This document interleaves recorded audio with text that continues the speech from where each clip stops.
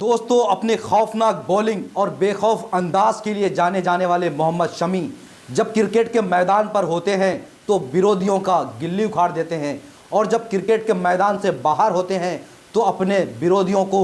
Bold कर देते हैं। जी हाँ दोस्तों, मोहम्मद शमी जिस बेखौफ अंदाज से क्रिकेट के मैदान पर खेलते हैं, उसी अंदाज से क्रिकेट के मैदान से बाहर मीडिया के सवालों का जवाब देते हैं। दोस्तों, अपने बेबाक और बेखौफ अंदाज के लिए जाने जाने वाले मोहम्मद शमी ने एक बार फिर अपने विरोधियों को करारा जवाब दिया है, खासकर उन पाकिस्तानियों को जो समय समय पर मोहम्मद शमी को नीचा दिखाने की कोशिश करते हैं, मोहम्मद शमी को ट्रोल करते हैं। वो इसलिए क्योंकि मोहम्मद शमी क्रिकेट के मैदान पर तो विरोधियों का विकेट उखाड़ते ही हैं, लेकिन क्रिकेट के मैदान के बाहर भी जब भी उन्हें मौका मिलता है वो अपने विरोधियों का खुलकर जवाब देते हैं। दोस्तों, आपको T20 वर्ल्ड कप का वो मैच याद होगा जब भारत पाकिस्तान से हार गई थी, और जब भारतीय खिलाड़ी मैदान से बाहर जा रहे थे तो विरोधी पाकिस्तानी मोहम्मद शमी को गंदी गंदी गालियां देकर चिढ़ा रहे थे, पूरी भारतीय टीम को चिढ़ा रहे थे। इस पर सभी खिलाड़ी चुपचाप पवेलियन की तरफ तो चले गए,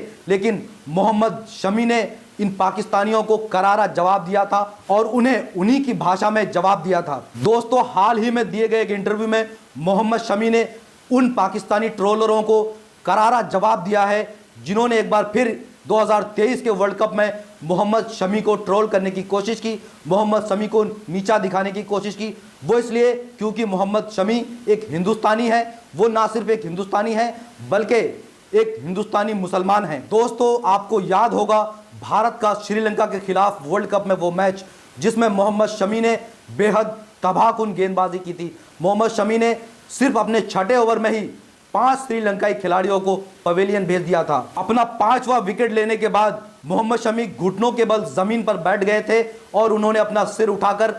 ऊपर वाले का शुक्रिया अदा किया और फिर वो जमीन की तरफ झुके और फिर वहीं रुक गए। इस पर पाकिस्तानी मीडिया ने मोहम्मद शमी का जमकर मजाक बनाया और ये कहा कि मोहम्मद शमी 5 विकेट लेने के बाद सजदा करने के लिए जा रहे थे, लेकिन वो रुक गए इसलिए क्योंकि वो एक भारतीय मुसलमान है और वो डरते हैं कि कहीं अगर वो उन्होंने सजदा कर दिया तो उन्हें टीम से बाहर भी किया जा सकता है। दोस्तों, सिर्फ पाकिस्तानी मीडिया ही नहीं बल्कि एक बहुत बड़े पाकिस्तानी पूर्व क्रिकेटर ने भी इस पर मोहम्मद शमी का जमकर मजाक बनाया था। लेकिन दोस्तों, अब मोहम्मद शमी ने इस पूरे विवाद पर अपनी चुप्पी तोड़ दी है और मोहम्मद शमी ने इस पर जो कहा है वो हम सभी को सुनना चाहिए और इस पर गौर करना चाहिए। दोस्तों, जब मोहम्मद शमी से यह पूछा गया कि क्या वाकई आप सजदा करने जा रहे थे और आप इसलिए रुक गए क्योंकि आप डर गए, इस पर मोहम्मद शमी ने कहा है कि दरअसल छठे ओवर में ही मैंने 5वां विकेट ले लिया था और उस मैच में मैं दुगुनी एफर्ट से बॉलिंग कर रहा था,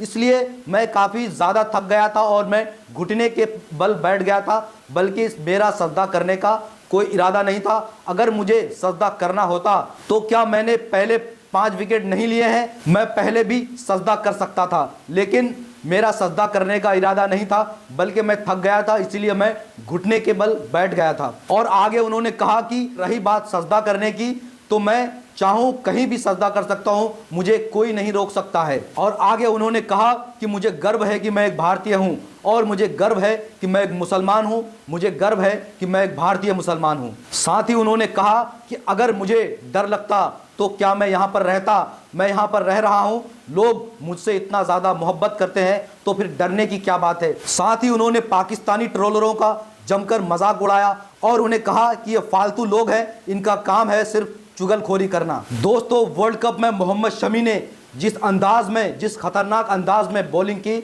और जिस तरीके से उन्होंने भारत को मैच जितवाया है वो वाकई काबिल तारीफ है। और मोहम्मद शमी के इस शानदार प्रदर्शन की तारीफ ना सिर्फ भारत के मुसलमान बल्कि भारत का हर एक नागरिक कर रहा है। और यही वजह है कि जब फाइनल में इंडिया मैच हार गई और प्रधानमंत्री मोदी ड्रेसिंग रूम में गए तो वो मोहम्मद शमी को गले लगाने से नहीं रोक पाए। दोस्तों, मोहम्मद शमी के इस बयान पर आपकी क्या राय है और आप उन पाकिस्तानी ट्रोलरों को क्या कहना चाहते हैं, कमेंट करके ज़रूर बताएं। आपको हमारा ये वीडियो कैसा लगा कमेंट करके ज़रूर बताएं, और अगर आप हमारे इस वीडियो को YouTube पर देख रहे हैं तो प्लीज़ हमारे चैनल को ज़रूर सब्सक्राइब